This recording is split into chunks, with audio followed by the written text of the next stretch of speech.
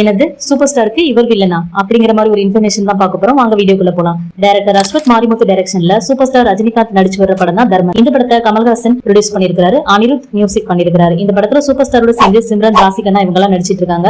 ரொம்ப பெரிய எக்ஸ்பெக்டேஷனோட உருவாயிட்டு இருக்க இந்த படத்தோட ஷூட்டிங் ரொம்ப மும்முரமா நடந்துட்டு இருக்கு. இதுக்கு முன்னாடி ரஜினி சாரும் கமல் சாரும் சேர்ந்து நடிக்கிற ஒரு படத்தை நெல்சன் திலீப்குமார் டைரக்ட் பண்ணிட்டு இருக்காரு. அதுக்கும் முன்னதா சூப்பர் ஸ்டாரை வச்சு கமல் சார் ஒரு படத்தை ப்ரொடியூஸ் பண்றதா இருந்தாரு. அந்த படத்துக்கு ஃபர்ஸ்ட் சாய்ஸா சுந்தர் சியை டைரக்டர் புக் பண்ணிருந்தாங்க. அதுக்கப்புறமா சில பல காரணங்களால அவர் விலகிட சிவி சக்கரவர்த்தியை புக் பண்ணிருந்தாங்க. அப்புறமா அவரும் அந்த ப்ராஜெக்ட்ல இருந்து விலகிட இறுதியா டிராகன், ஓமை கடவுளை படங்களோட டைரக்டர் அஸ்வத் மாரிமுத்துவை வந்து கமிட் பண்ணிருக்காங்க. அஸ்வத் இதுவரை இயக்கியிருந்த 2 படம் மட்டும்தான். அந்த 2 படங்களுமே ரொம்ப சூப்பர் ஹிட்.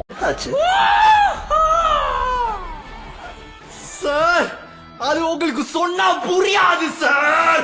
அது காரணமா தான் தர்மன் பட வாய்ப்பு அவருக்கு கிடைச்சிருக்கு. அவருக்கு கிடைச்சிருக்கிற அந்த வாய்ப்பு ரொம்ப பெரிய பொறுப்புன்னும் அதை நல்லபடியா நான் காப்பாத்துவேன்னு அஸ்வத் சொல்லியிருக்காரு. அதுவும் இல்லாம இது படையப்பா மாதிரியும் வேட்டையாடு விளையாடு மாதிரியும் இருக்கும்னு சொல்லியிருக்காரு. இந்த படத்துல ரஜினிகாந்தோட சேர்ந்து சிம்ரன் ராசிகண்ணா நிறைய பேர் நடிக்கிறாங்க.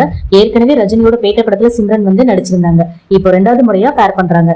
இவங்களை தவிர்த்து மீனாட்சி சௌத்ரியும் இந்த படத்துல முக்கியமான ரோல் பண்ணிருக்காங்கன்னு சொல்லப்படுது. அது இன்னும் அனௌன்ஸ்மெண்ட் பண்ணல.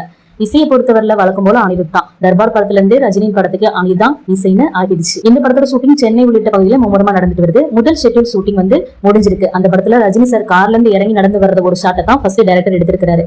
அவர் நடந்து வர அந்த ஸ்டைலையும் அழகையும் பார்த்து ஷூட்டிங் ஸ்பாட்லயே விசில் அடிச்சிருக்கேன் அப்படின்லாம் சொல்லியிருக்காரு. இப்படி ஒவ்வொரு மொமெண்ட்டையும் ரொம்ப செலிப்ரேட் பண்ணிட்டு இருக்காரு அஸ்வத். கண்டிப்பா இது அவருக்கு பெரிய உயர்த்த குடிக்கக்கூடிய படமா தான் இருக்கும். படத்தோட வில்லன் யாருன்னு ஒரு நியூஸ் தான் இப்ப வந்திருக்கு. இந்த படத்துல தெலுங்கு நடிகர் ராம் புத்னேனி நடிக்கவிருப்பதா படக்குழு சொல்லியிருக்காங்க. கேட்ட தாண்ட முடியாதன தாண்டன, உன் கேட்ட தாண்ட முடியாதன தாண்டன, உன் பவரை தாண்ட முடியாதன தாண்டன, இன்னும் எதரா தாண்டறோம் புண்ணாகல் மிக்ஸ்.